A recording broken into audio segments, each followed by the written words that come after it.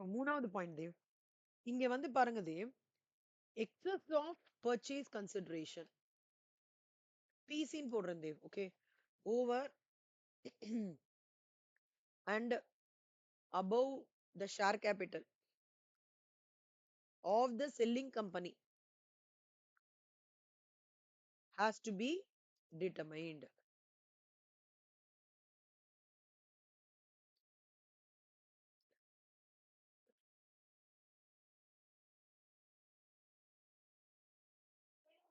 Okay, Vadev, இது புரியுதா? Excess of purchase consideration over and above the share capital of the selling company has to be determined. இங்க அந்த மாதிரி ஒரு விஷயமே கிடையாது Dev. There is no working like that. There is no working of ascertaining excess of purchase consideration.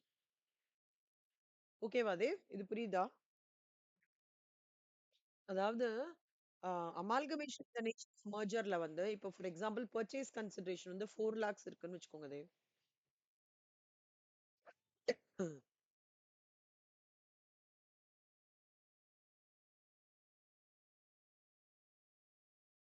ஓகேவா? Selling price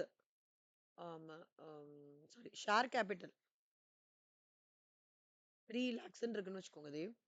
so இப்போ இந்த 10 lakhsக்கு இங்க எஃபெக்ட் கொடுக்கணும் தேவ்.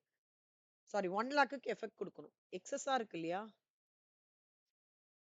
1 lakhக்கு இங்க நேச்சர் ஆஃப் மர்ஜர்ல வந்து எஃபெக்ட் கொடுப்போம். இங்க கிடையாது. ஓகேவா தேவ்? ம். அடுத்தது வந்து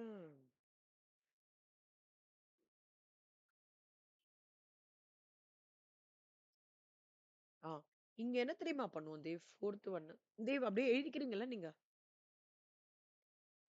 2 இதுவா போட்டு எழுதிக்கோங்க தேவ். இந்த பக்கம் 2 காலம். Amalgamation nature of merger, nature of purchases அப்படி போட்டு எழுதிக்கோங்க. அடுத்தது வந்து ரிசர்வ்ஸ் அண்ட் சர்ப்ளஸஸ் இருக்காங்கல்ல தேவ். அதாவது profit and loss account, general reserve, dividend equalisation ரிசர்வ்ஸ்லாம் இருக்காங்க இல்லையா? இந்த balance sheet of the selling company to be added to the similar reserves. அதாவது இப்போ 2 குடும்பமும் சேரறது இல்ல தேவ். அதாவது பையன் குடும்பமும் பொண்ணு குடும்பமும் சேரும்போது அவங்க சொத்தும் சேரறது இல்ல. அந்த மாதிரி reserves of selling company added with plus reserves of buying company வந்து சேருது. இங்க வந்து வில் பி ஆடட் தேவ். ஓகேவா தேவ்? செல்லிங் கம்பெனியோட ரிசர்வ்ஸையும் பையிங் கம்பெனியோட ரிசர்வ்ஸையும் நம்ம ஆட் பண்ணி அத வந்து இந்த பர்ச்சேஸ் கன்சிடரேஷனோட கால்குலேஷனோட ஒர்க்கிங் பண்ணி அதன் மூலமா ரிமைனிங் இருக்கிறத வந்து ஃபைனல் பேலன்ஸ் ஷீட்ல காமிப்போம். எதுல? அமால்கமேஷன் நேச்சர் ஆஃப் இதுல. இதுல அந்த மாதிரி ஒரு விஷயமே கிடையாது. No addition of reserves here. ஒரு சம் மர்ஜர் பார்க்கலாம். ஒரு சம் பர்ச்சேசஸ் பாத்தீங்கன்னா உங்களுக்கு ஈஸியா அண்டர்ஸ்டாண்ட் பண்ணிக்கலாம். ஓகேவா? இந்த தின் திக் லிமிடெட் இருக்குல்ல தேவ்.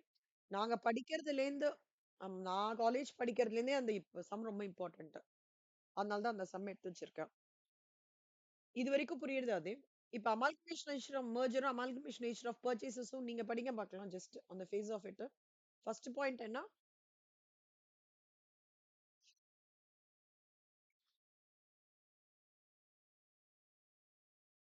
அத வந்து amalgamation nature of merger is called as pooling of interest method. Okay. Amalgamation nature of purchases is called as purchases method. Okay. அப்புறம் அடுத்தது படிங்க. அமால்கமேஷன் ஆஃப் பர்ச்சேசஸ் இந்த பாயிண்ட் படிங்க.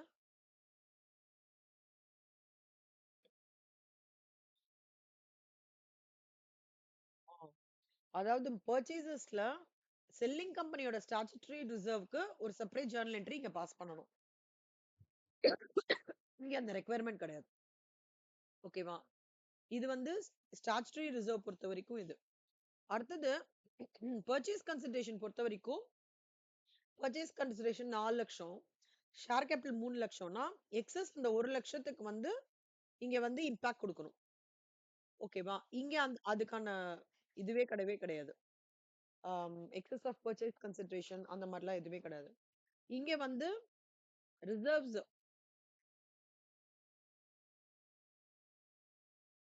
Reserves of selling company plus reserves of buying company வந்து will be add பண்ணிடுவோம்.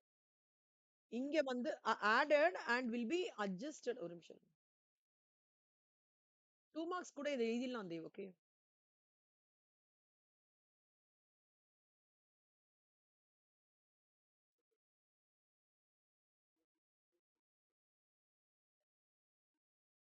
For the stage 3 கால்குலேஷன்னா என்ன அர்த்தம்னா ஃபார் த தேர்ட் பாயிண்ட் சொல்றேன். இந்த பர்ச்சேஸ் கன்சிடரேஷனும் ஷேர் கேபிட்டலுக்கும் ஒரு டிஃபரன்ஸ் அரைவ் பண்ணி ஒரு கால்குலேஷன் போடுவோம் தேவ். அதுக்கு இந்த ரிசர்வ்ஸையும் ஆட் பண்ணும்போது இந்த ஒர்க்கிங்கும் அந்த ஒர்க்கிங்க்கும் ஒரு கனெக்ட் இருக்குன்னு சொல்ல வரேன். புரியுதா? அதுதான். இங்க அந்த மாதிரி ஒரு விஷயமே இல்ல Dev. Amalgamation nature of purchase வந்து இந்த ரெக்குவயர்மெண்ட் தவிர மத்ததெல்லாம் ஸ்ட்ரெயிட் ஃபார்வர்ட் தேவ்.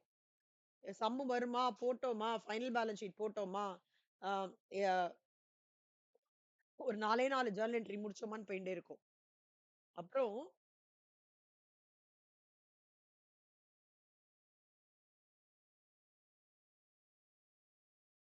இங்க ஒரே ஒரு விஷயம் தேவ். இதுல capital expenditure like preliminary expenses are to be separately recorded and shown in the balance sheet. ஓகேவா தேவ்? ஆமா. கரெக்ட் தேவ்.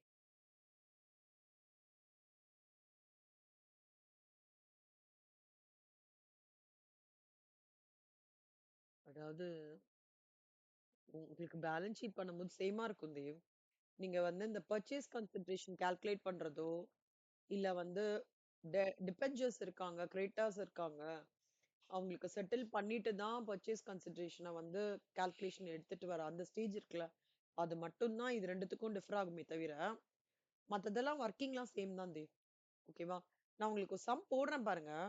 மர்ஜருக்கு ஒரு சம்மும் பர்ச்சேசஸ்க்கு ஒரு சம்மும் போடுறேன். உங்களுக்கு ஒரு ஐடியா கிடைச்சிடும். ஓகேவா? அவ்வளவுதான் தேவ்.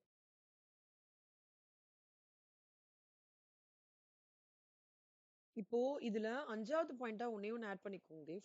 ஃபைனலா இதுல ஆல் அசட்ஸ் அண்ட் liabilities வந்து are shown at book values Dev. Okay. Book வேல்யூஸ்னா என்ன கண்ணு அர்த்தம்?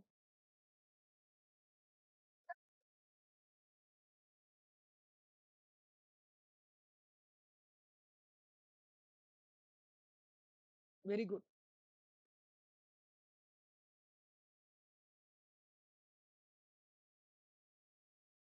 இதுவும் செப்பரேட்லி ரெக்கார்டு தான் போட்டிருக்காங்க. இங்கேயும் செப்பரேட்லி ரெக்கார்டு தான். ஸோ இதுல இன்னும் வேரியன்ஸ் இல்ல. ஆ அதாவது புக் வேல்யூஸ்ன்றது அப்படியே அந்த டைம்ல கம்பெனி வந்து உங்களுக்கு ஃபிக்ஸ்ட் செட்லாம் கரெக்டா டெப்ரிசியேஷன் போட்டு கால்குலேஷன் பண்ணி ஒரு பாயிண்ட்ல ஒரு புக்ல ஒரு வேல்யூ காமிச்சிருப்பாங்களா ஆஸ் ஆன் 31st அதான் புக் வேல்யூ. இது எப்பவுமே புக் வேல்யூல தான் காமிக்கணும் கொண்டா. இது வந்து எப்படின்னா அக்ரீடு வேல்யூனா இப்போ இந்த டைம்ல இது ரீவேல்யூவேஷன் ஆயிருக்கு அப்படின்னு சம்ல சொல்றாங்கன்னு வச்சுக்கோங்க. அந்த வேல்யூ தான் எடுத்துக்கணும். ஓகேவா Dev? All assets and liabilities are shown at book value. All assets and liabilities are shown at agreed values.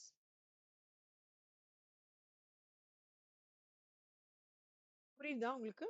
எழுதிக்கோங்க ஃபுல்லா.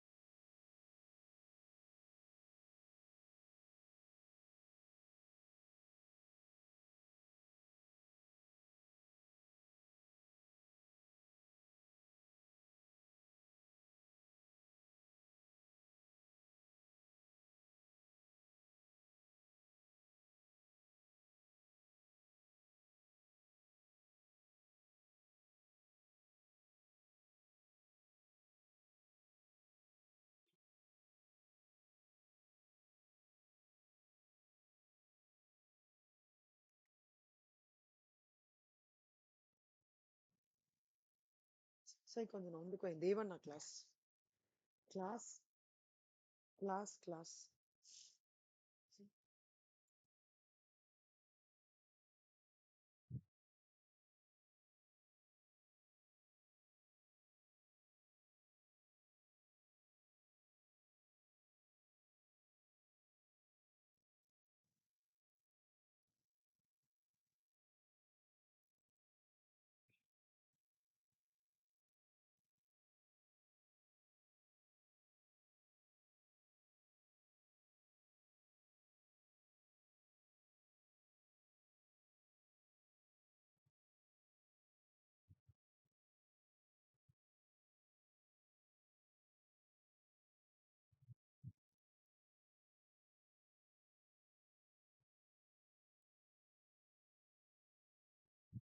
சொல்லுங்க கண்ணா. எழுதிட்டீங்களா கண்ணா? வெரி குட் கண்ணா.